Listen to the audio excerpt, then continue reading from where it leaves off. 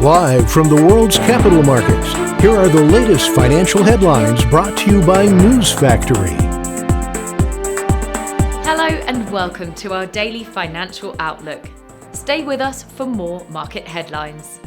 The gold rose 0.3% against the dollar in the last trading session. The RSI's negative signal is in line with the overall technical analysis.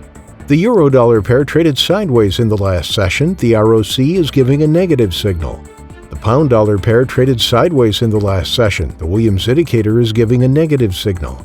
The Aussie-dollar pair traded sideways in the last session. The RSI's positive signal contradicts our overall technical analysis. Coming up, our chief analyst's choices for today. Wall Street indexes rose from their worst week in several months, with economically sensitive stocks leading gains as focus turned to potential changes to corporate tax and monetary policy. Big box retailer Walmart says that an authentic-looking press release that made waves among investors just hours earlier, announcing a partnership with cryptocurrency Litecoin, was a hoax. Shares in Alibaba slumped again after reports that Beijing is planning to break up Alipay, the hugely popular payment app owned by its financial affiliate, Ant Group. Those were today's major economic events, and now moving on to world financial headlines.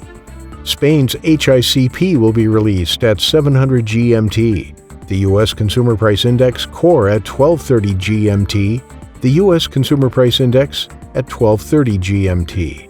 The UK's ILO unemployment rate will be released at 600 GMT, Japan's capacity utilization at 430 GMT, Japan's industrial production at 430 GMT. We hope that you've enjoyed Tuesday's financial report. On behalf of all of us here, we wish you a productive trading day.